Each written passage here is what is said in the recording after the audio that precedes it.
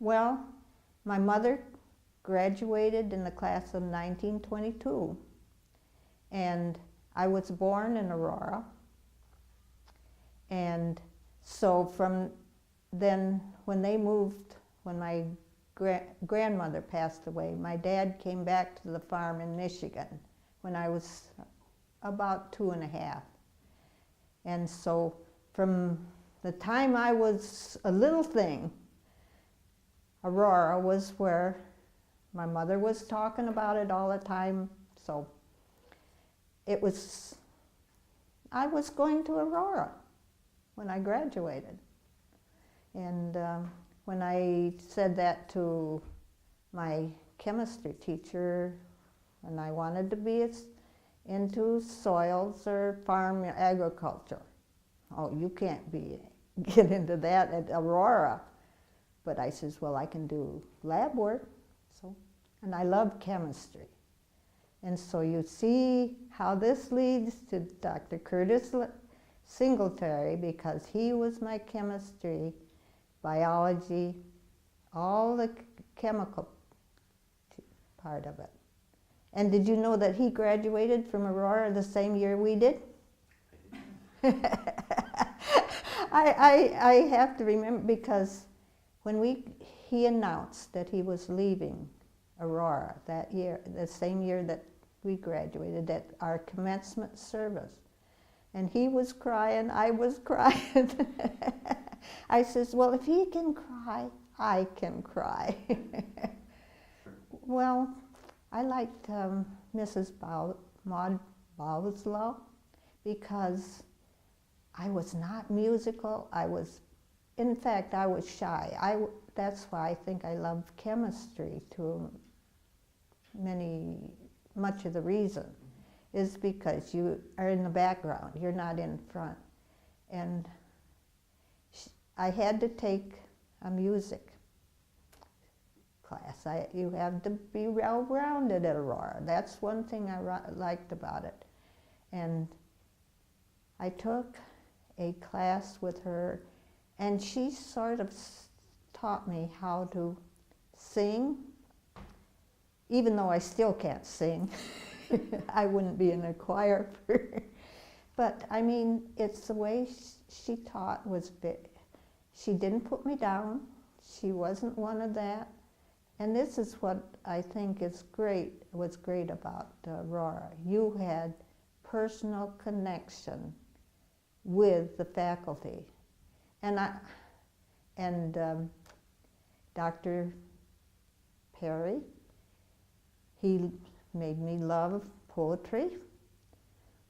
And I mean, every one of them brought out things that, even though I might have got a C, my lowest grades in those, at least a love of it. And then I couldn't remember his name now. It didn't come back to me. Was the German teacher at that time. And I loved it, but boy, did he bawl me out for not being able to do the girls. So those are some of the things you kind of remember and love about it. But as you know, it was during the war. And when I went there in the fall of '42, there were probably about 300 students there. At the end of the winter term, there were 100 of us, and about 3 or 4 men on campus. So you see what happened. And that was the way it was all the way through. And so the women had to keep that, kept it going. And I became a lab technician under Dr. Singletary. That basement of Eckert was my home. I kept in touch with Carol and Michael Marshall. And I still write Ruth Ward White.